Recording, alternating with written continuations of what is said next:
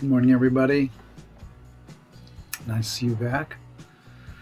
Today I want to talk about breakfast and obesity and the connection or lack of. This, by the way, is my breakfast. This happens to be ginger tea with some stevia in it. Often I will have coffee mocha with stevia sweetener. Sometimes a little miso soup feels good in the morning. But I don't eat food in the morning. I stopped doing that a long time ago.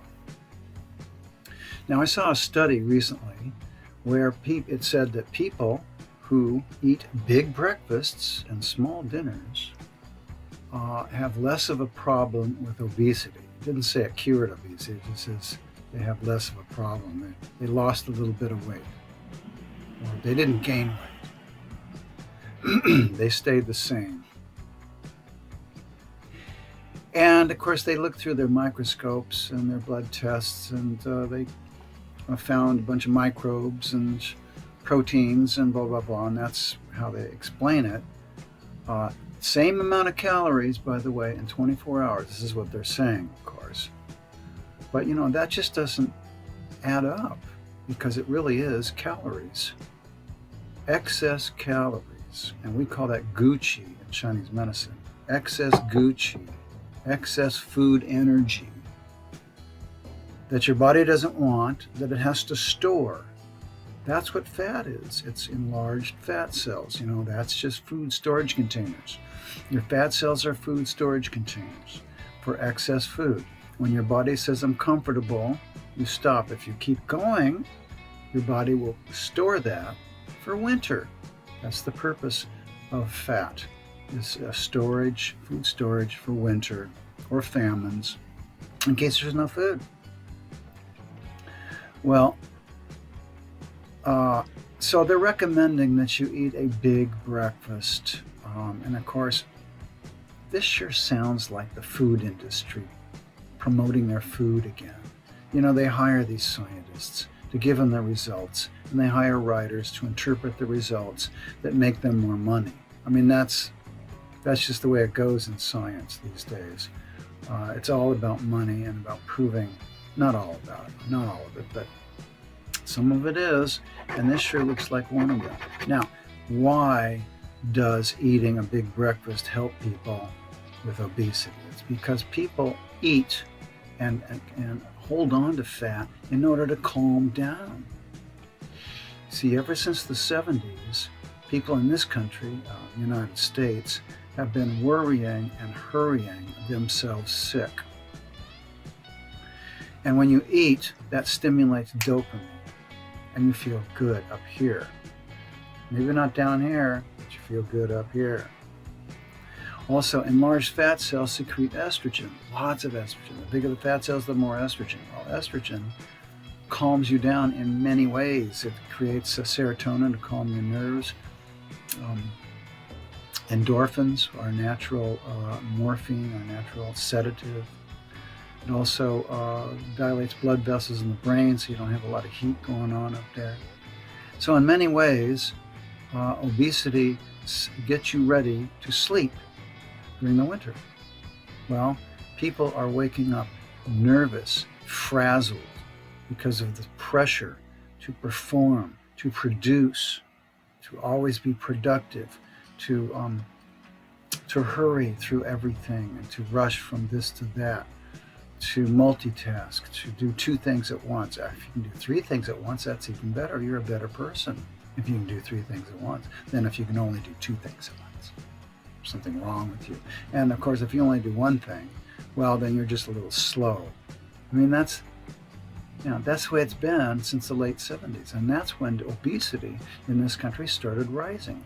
I have a government graph that shows the rise of obesity held level all the way till late 70s and then started going up. Why? Well, it has to do with politics. It has to do with the declining rate of profit in 1971 all over the world, especially in the United States. And so Reagan came in and introduced Reaganomics, where you have to speed everything up. You have to hurry and you have to produce, and that's what we're doing today, ever since then. So people wake up in the morning frazzled, and so eating a big breakfast prevents them from eating all day, which is what people do. They get up, they eat, then they eat a few hours later, then they eat a few hours later, and they're eating constantly all day. And of course, eating past their comfort level and getting fat. So these scientists are saying, well, you need to eat, you need to eat a big breakfast. Now, I'll tell you something, it's not natural. There ain't nothing natural about eating a big breakfast. They say, oh, eat like a king in the morning. Kings didn't eat big breakfasts in the morning. Kings ate feasts in the evening. The Roman people did pretty good in the Mediterranean all those years, 100,000 years. They didn't eat breakfast at all. What they did was they would have a little bit of something left over, or a little bit of fruit or something, like around 11 o'clock, 12 o'clock, and they just as a break in the work. And then they would do some more work. Then they'd go to the gymnasium or the bath or something, do some exercise. Then they'd come home in the evening or late afternoon and have a big meal. That was always the big meal. That was always the big eating event. They did okay, didn't they? They certainly didn't have an obesity problem in the Roman Empire. People starved to death, as a matter of fact. That was always a concern, always a concern. Chinese don't have a big meal. The ancient Jews, they had a little something. If there was something left over from the night before, they'd have a little something, not a big breakfast. And then they go all day. No lunch unless it was a Sabbath. No lunch all day, and then have a feast in the evening. That's what's natural, and that's what I do. So generally, I will go 23 hours without eating. I will fast for 23 hours. But it's because I'm not frazzled, and I'm not worrying, and I'm not hurrying. Now, I love eggs, and I love toast and bacon and hash browns and all that stuff. I love that kind of food. I like breakfast food too, some cereal. But I don't eat it in the morning. I eat it later. I'll cook it for dinner. I'll have a breakfast meal for dinner because I like that food. And by then, I'm really hungry. And of course, hunger is the bottom line. I mean, if you wake up in the morning and you're hungry, I can't argue with that. You go ahead and eat. But I'm telling you, it's going to act as a sedative. I would rather have a stimulant in the morning. A stimulant is any kind of liquid. Some people like vegetable juice. Some people like fruit juice. Some people do a smoothie. Some people have hot chocolate. I have a hot drink. For me, hot is stimulating, and I need that. In fact, I do that throughout the day. I use hot drinks as stimulants. And there's nothing wrong with that. I mean, coffee, even without the caffeine, is a stimulant. Tea is a stimulant.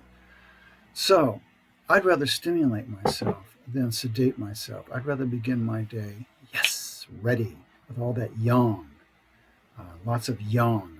I just came from 8 hours of yin time, 12 hours of yin time, and now I need yang, and I need to get going. And so that's why I prefer stimulants in the morning rather than a sedative that's going to bog me down all day. So anyway, that's my take on big breakfasts and obesity. And if you really want to address obesity, then send me an email. I'll work with you on Skype or on Facebook video chat, whatever. Or come and see me in person, and we'll work on obesity. I've cured a lot of obesity, a lot of excess weight on people, mainly by getting them to learn to trust their bodies, because obesity always means discomfort, very discomforting in the belly, right? And so just learning to trust yourself, you automatically back off the food. That's the nice thing. It's not about willpower. Diets, that's willpower, right? You're good for a while, and then you're bad, because that's the way we are. We're good for a while, and then we're bad. So let's skip all that. Let's just trust our bodies, our one true expert who never lies and is never in error.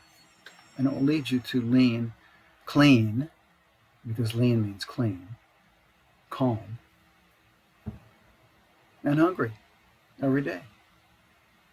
And so there you go. Let's get hungry. Let's get lean. Thanks for watching. See you next time.